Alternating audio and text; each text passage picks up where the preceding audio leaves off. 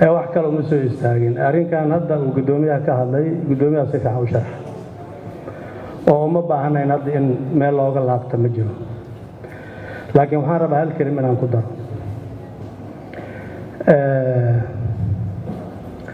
mararka qaarkood golahan marka uu hadlaayo iyo waxyaabaha laga hadlaayo ayaa waxaa u baahan in laga fiirsado ma aha dimuqraadiyada golahan wax walba in looga hadlo in loo fahmaa ma aha dimuqraadiyada la sheegayo maba aqoonsaniba aniga waxa la yidhaha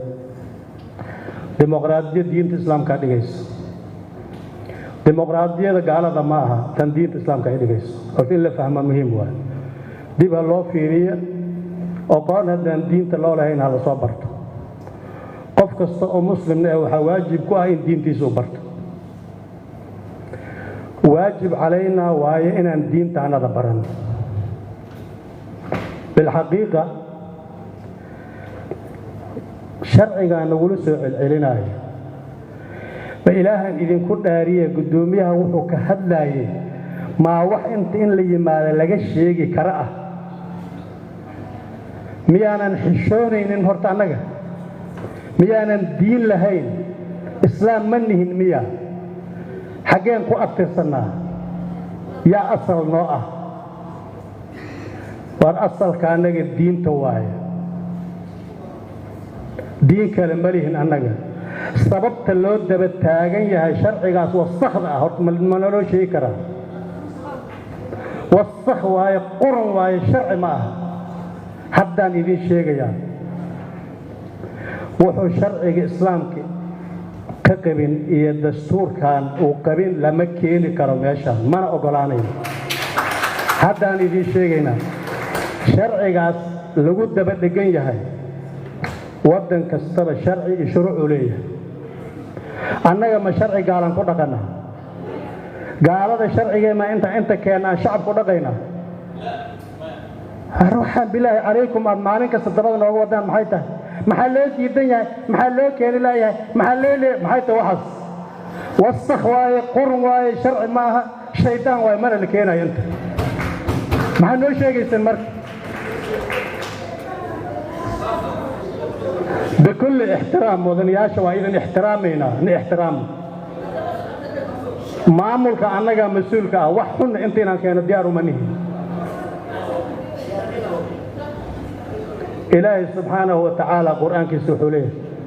وقد نزل عليكم في الكتاب أن إذا سمعتم آيات الله يكفر بها ويستهزأ بها فلا تقعدوا معهم حتى يخوضوا في حديث غيره والآيات إلهي من كفرنا أنك ما وحن شرعاتنا قبلين باترتينين أنت ماشان كان أنه ترى هذا وايلو دي أن لديهم الشرعي قال هذا إنك يكون أحسن قال هذا annaga gaala ma nihin sharci gaalana inta ma keenayn annaga gaal ninkii ku qanacsanna gurigiisa u taga ha soo qanciya asaga ma qancinayno gaalada annaga ilaahayaan qancinaynaa diintiisaan qancinaynaa bikulli ixtiraam mudanayaasha waa idinka xishoonaynaa mas-uuliyiinaad tihiin waajib waxaa idinka saaran xildhibaanan ahad leedahayaad xildhibaan u tahay ما شعب صومال الحلوان وطاي مسقال شعب كيس الحلوان وطاي واي وحنا لو كينا حمان تبادل هرت رنا نقول داري ما وحنا وحنا شيء كره قدومي أنتوا كآخرنا وحسن إذا كلا حشوني نهارتين كشجنا واي نولد بتاعين تمانكس حول الشيطان حول الشيطان أنك أنت مكينين من عقران كرنه وحدين تلاقوا بحان أنت مكانين أنا مكانين ما أنا نجسوا جيسان أنت هو حشانين أنا ماله ورسول حشانة هنوك عنا نديك ما نقص وحنا رضا أنت مسافر قرا وحلي أدون كات جدا أدون كات ورا أنا أدون ساماني أنا ما هي أدون كات لو شيء جيسان confession قال الله واحد قبته هنا قبته أنا قبته كأنه وحدان وحنا أنتوا كانين أنا confession كان وحنا دلك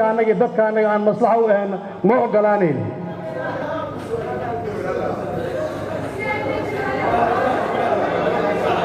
naga daaya waryaa ummadda Soomaaliyeed oo mas'uulka markaasa fota wax la tigina inta noo keenaysan waryaada waxaas maxay tahay wasaqdaas iyo qashinkaas oo waliba aad noloda daba taagantiin waxaas naga daaya ilaahigana ka cabsada muslimiin tihiin qofkii muslimnimada ka baxay oo gaal naqday gaalnimadiisa aado qofkii muslim ana waxaan annaga qabna inuu raaco waay dastuurkan iyo shariicada islaamka war dastuurkan aan ku dhaqanaa muxuu sheegaa aaway waxaad akhrinaysaa dastuurkan muxuu sheegaa muxuu sheegaa